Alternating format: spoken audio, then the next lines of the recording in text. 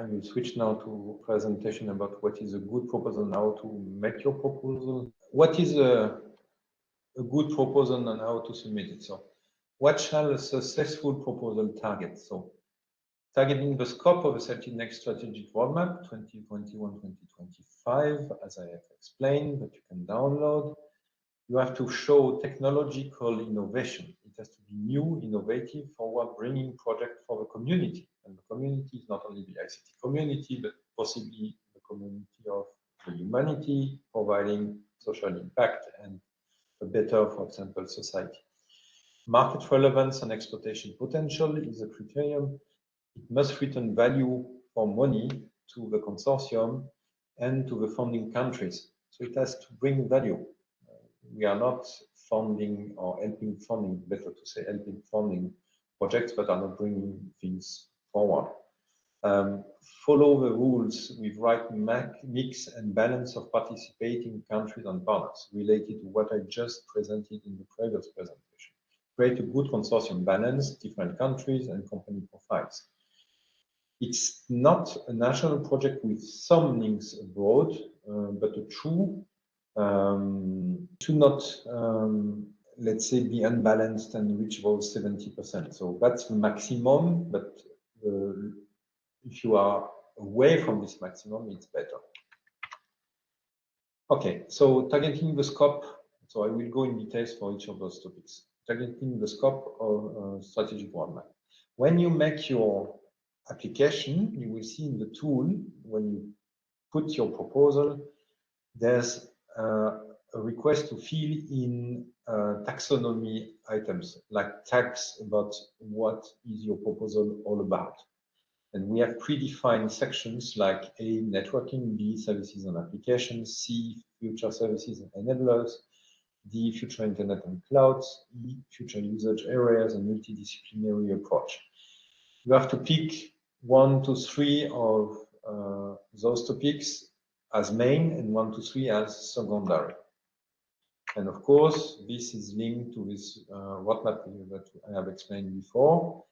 The document is not referring anymore to those tags because it was just too much tagging. So we will update those taxonomy items based on the evolution of the future versions of the roadmap. Second point, technological innovation. Innovation above the state of the art, what we call SOA, is a key criterion. Rationale for the project. Why is the subject of the proposed project important? Which problems will be solved and which results will be generated that are currently not available in the best knowledge that we have? The state-of-the-art situation. Describe the current technological situation, the current problems and gaps. Gaps is important. And indicate the technological improvement that you want to achieve with your project. So I have to take some water. The technological innovation and strategic relevance. These are criteria that we look at in the evaluation. So strategic relevance and expected impact of your proposal on a per country perspective, what new businesses will be generated. 50% of the criticism of the cluster experts is really based on those topics during the proposal evaluation, and the outcome is an insufficient description of the SOA, the state of the art. So please spend enough time and put enough details and references about the state of the art so that we can see the innovative step. The market relevance and exploitation potential. So there must be a kind of market analysis, the technical value chain and added value for the collaboration. The value chain, right mix of partners in the consortium, added value of the consortium at technology level, but also at business level. And the description how the consortium / the partners access to the market. Because if we see that, for example, a project is great, but no one in the consortium has an existing access to the market, then we can question the fact that you will be successful, because it's not clear that you will have very early adopters, for example, because you have no one from the market in your consortium, or you don't have an access to the market. So what we might end up with a decision here is that we would tell you, okay, very interesting, very good, but we would like you to add partners from the market you target. And then we can give you some time to add those partners, because we deliver you then what we call a label with modifications, and this is valid for different topics. But yes, we appreciate your proposal, we find it has a great value, but there are missing parts. But it's good enough that we give you a temporary label and give you time to make a better proposal by adding partners or technologies or more description of the SOA and so on. So, we are not black and white. If it's really not fulfilling our criteria, of course, we will decide a no label, not attributed, not delivered. But we might give a second chance for a good proposal that is only missing some parts that are achievable to be added in a short time, so usually 1 to 2 months. Okay, so these are the consortium and partner access to market is very important as well. So there are key aspects of to motivate public authorities to fund your project, because they want a value for money. So if they see those things, they can be reassured that they are investing in the right project.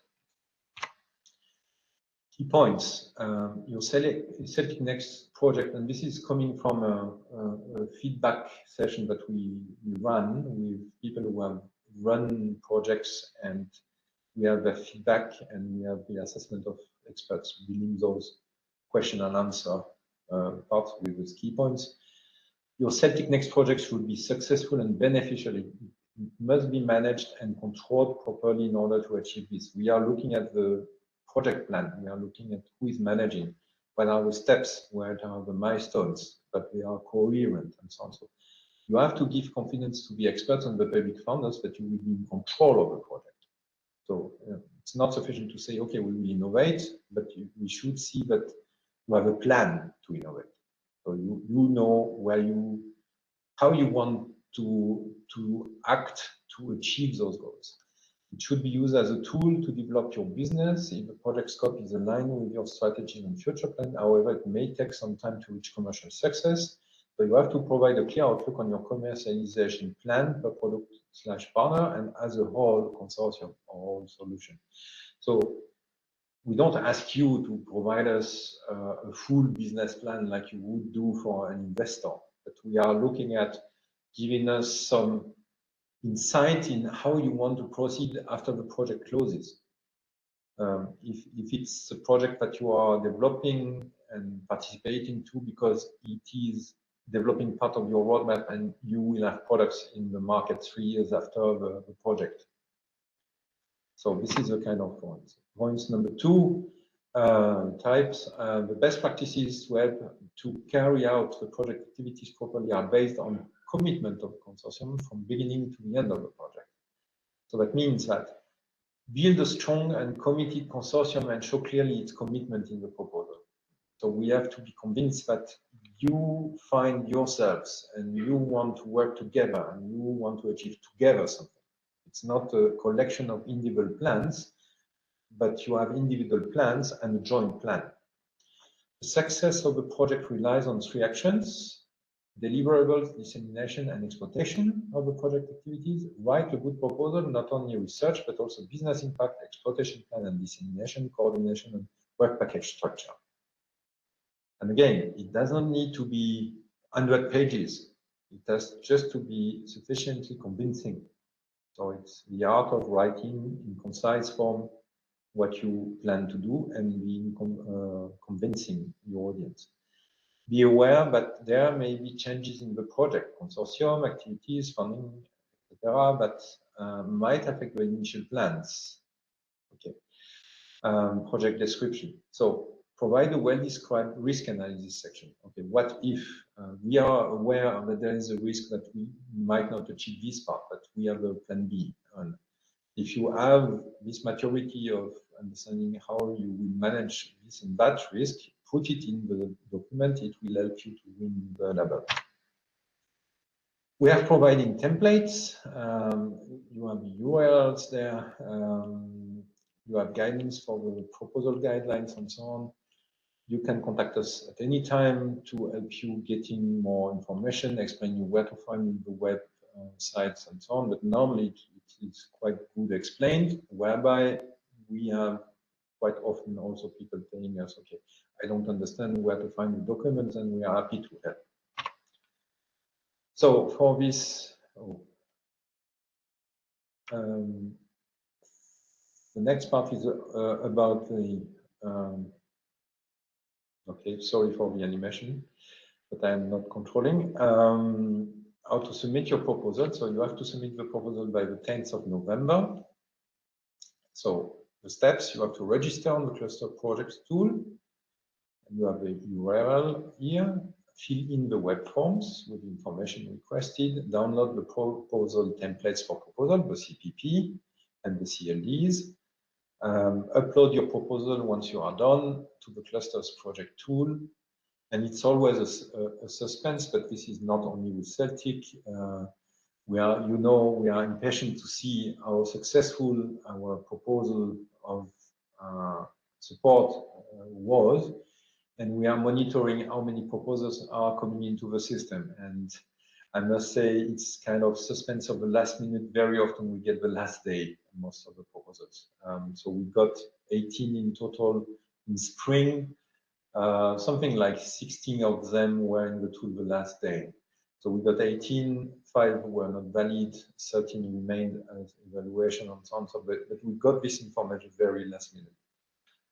And be aware, you can update. So that means you can already put early there. We might have a look, and if we see there's real too much discrepancy with what we expect, we might, if you put early enough your drafts, we might have a chance to help you in telling you, oh, you wrongly understood when we explained that or this part. You should rework that to be compliant with the form, with the eligibility criteria. Of course, we won't give a feedback about the content in your innovation and so on, because this would be a conflict of interest. But on the form, we are happy to help you early enough. So that means don't hesitate to contact us or to put in the tool so that we have a chance to see it early and make a feedback to you. But again, on the form, the eligibility criteria, the fulfilling of the process with the right, let's say, forms, the CPP, and so on, but not the content. Of course, we will not discuss, okay, you could research in that direction. This is not our role, and we are not allowed to do that. So the submission interface, so when you click, so we are in desperate need again in some other. The submission interface, so it's quite an easy one. So you have to go to this URL. So you have to register to the tool first, of course. Once you have registered, you can click on the call running. So this is this one that you see on the picture. Click on submit your proposal, and you can then start. You select the open call, and you put the acronym of your project. Don't put 255 characters of acronym. It's not an acronym anymore. Put that more in the project title. You can have an extended project title if you want. So, and you have to put key information: proposed start date, planned completion date, upload your CPP file in PDF form or Word document, and then make submit. You see, that's quite easy. It's very light. But then you will be, how to say, you will be asked to fulfill the different information fields. The proposal evaluation, how it works. You have an evaluation by the CELTIC experts. So once the submission deadline is reached, the day after, I am assigning experts to each of the proposals that is valid. I mean, valid means fulfilling the criteria, eligibility criteria and the forms. If those things are fulfilled, I assign 3 experts per proposal coming from the CELTIC community. And of course, I'm respecting conflict of interests or our tool, and in that I'm helped by our tool. That means that our tool knows which company our experts belong to and what expertise we have in each of the topics that you have selected. And then I can automatically generate the best shortlist of 3 experts per proposal that are mastering the topic and that are not in conflict of interest because they belong to one of the companies of the project consortium, or they belong to a competitor.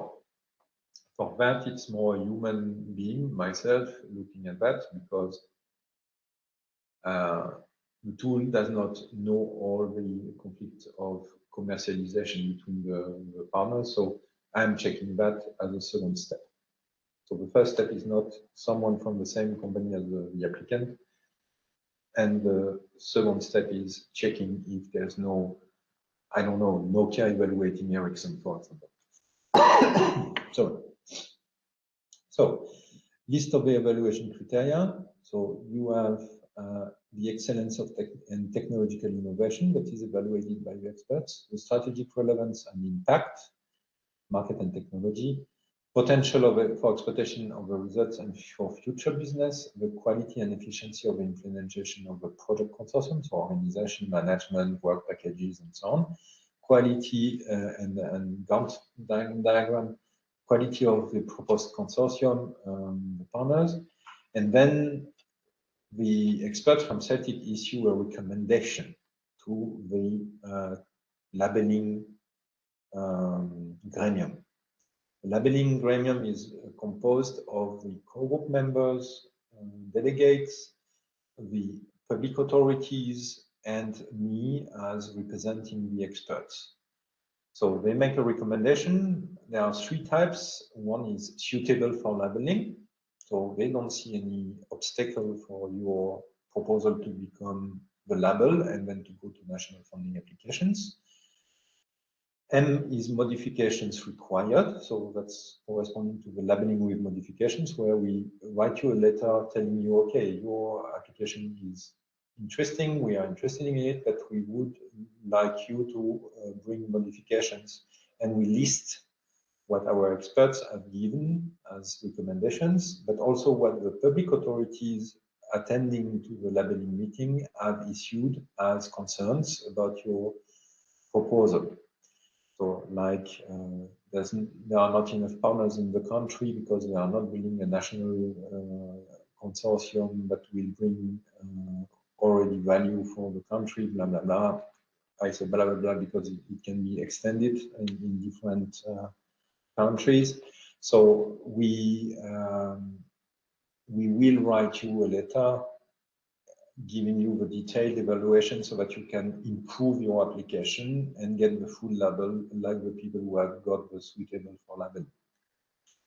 And the not suitable for labeling is, okay, it doesn't go the threshold and there's no chance that you can rapidly modify your application to be suitable. So, and we have in the tool all the ratings. The public authorities access this. I make a report during the labeling meeting, and it's a collegial decision between the public authorities, me as representing the experts, and the co-group representatives that are taking part of the meeting. The label decision, of course, important criteria for the label decision: technical quality, business relevance, and also national priorities where they exist. Because as soon as you are fulfilling national priorities, you have good chances to get the national funding. Now, the start of the project, just to give you a first insight on what happens after you get the label and you get, let's say, to go to the national public authorities, get the funding. So In Eureka project, the funding is granted by ministries or funding agencies of the participating countries. Projects can usually start when mandatory partners have been live for funding. That means that you can start before everyone is funded. So as long as you reach a critical mass and a good part from the targets can be achieved with the partners who can start because they get funded or they decide to start, then you can start. And then the funding for the others can come later on. But it's your decision. In the last year, the success rate for funding for running projects of more than 50% has been achieved. And when a partner becomes active in a running project, he will pay the CELTIC contribution of 1.5% of his budget. So you are not paying the fee before you get active in the project. And this is all for this one.